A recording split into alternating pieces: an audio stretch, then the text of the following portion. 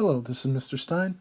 In this video, we're going to take a look at example number 2 for 7.2, solving a system of linear equations graphically. After you're done this section, you should be able to determine the point where two lines cross, given a graph, graph linear functions in different forms by hand, graph linear functions using a graphing calculator, like Desmos. Alright, let's head over to example 2. It's a long one. Jaden left her cabin on Waskesiu Lake in Saskatchewan and paddled her kayak towards her friend Tyrell's cabin at an average speed of 4 kilometers per hour. Tyrell started at his cabin at the same time and paddled an average speed of 2.4 kilometers per hour towards Jaden's cabin. The cabins are 6 kilometers apart. A linear system that models this situation is d equals 6 minus 4t, d equals 2.4t, where d is the distance in kilometers from Tyrell's cabin, and t is the time in hours since both began their journey. Graph the linear system. Use the graph to solve this problem. When do Jaden and Tyrell meet, and how far are they from Tyrell's cabin? All right, let's take a look at these two. Our first equation right here, this one. D stands for how far they are from Tyrell's cabin. So this person starts 6 kilometers away from Tyrell's cabin, 6 kilometers away, and moves 4 kilometers per hour closer to Tyrell's cabin. So this would be Jaden. Our first would be Jaden.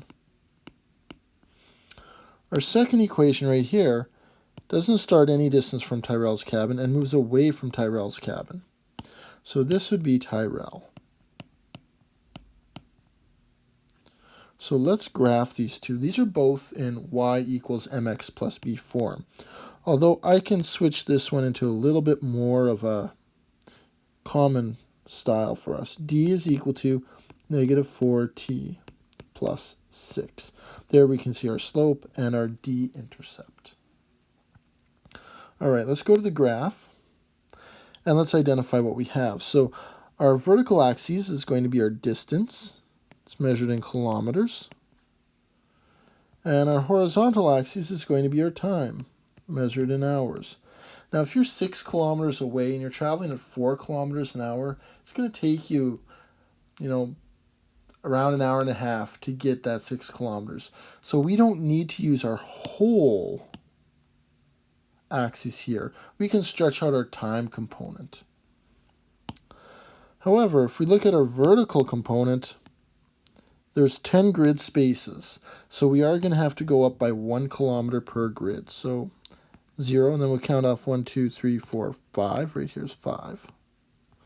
1, 2, 3, 4, and here's 10 kilometers. And for time, 0.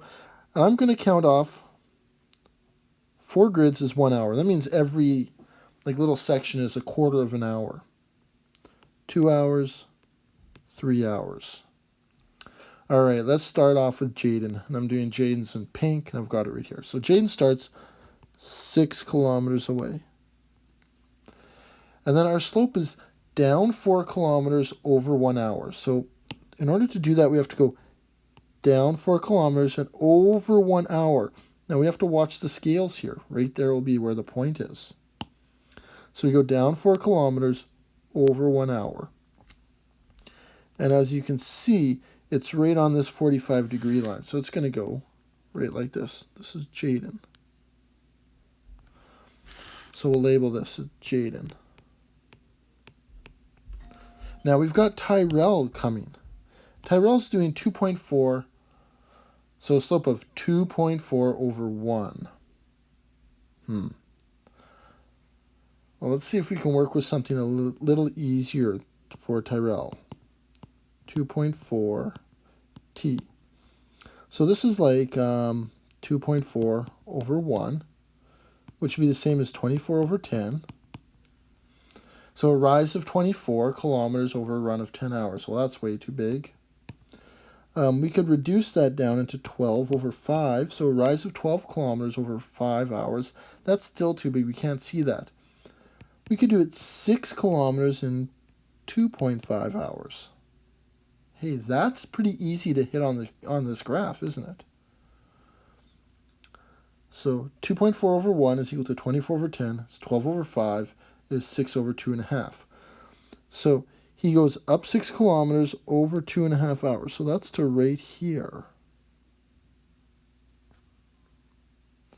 So we can draw this line nice and straight. Now, where do they meet? Well, it's pretty easy to see where they meet. They meet at this intersecting point right here. Where is that point? Well, in this one, we have to interpolate where this intersecting point is. It's not quite 1 hour. So let's say it's pretty close to 1 hour, 0.9 hours. And how many kilometers away from Jaden's house? So that's about 0.9. It's like 2.2 kilometers away. We just interpolated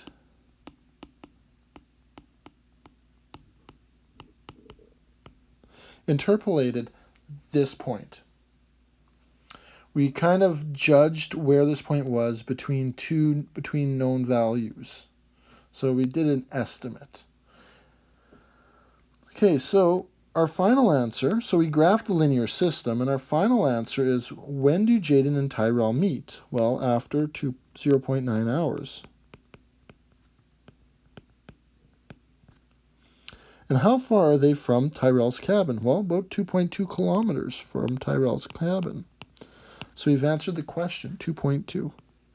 Now we can get a much more exact value for this from Desmos. So if we go to Desmos, and let's check out our graph. Our first graph, now instead of d and t, we're going to use y and x. Y is equal to 6 minus 4x. It's our first graph. And our second graph was y equals 2.4 times x right there. And I can zoom in a little bit, and I just tap on the point, and it gives me 0.938, or 0.94 of an hour, and 2.25 kilometers, 2.25 kilometers. So from Desmos, we can see 0.94 and 2.25. 0.94 from Desmos, and 2.25 from Desmos. So our interpolation was pretty close to the values we got from the graphing calculator. Right, so you should be able to graph these and determine the point of intersection. The point of intersection is the one solution that solves both equations. This solution right here, 0.9 and 2.2, solves both of these two equations right here. All right, I hope you found this helpful. If you have any questions, please put them in the comments below or contact me directly, and thank you for watching.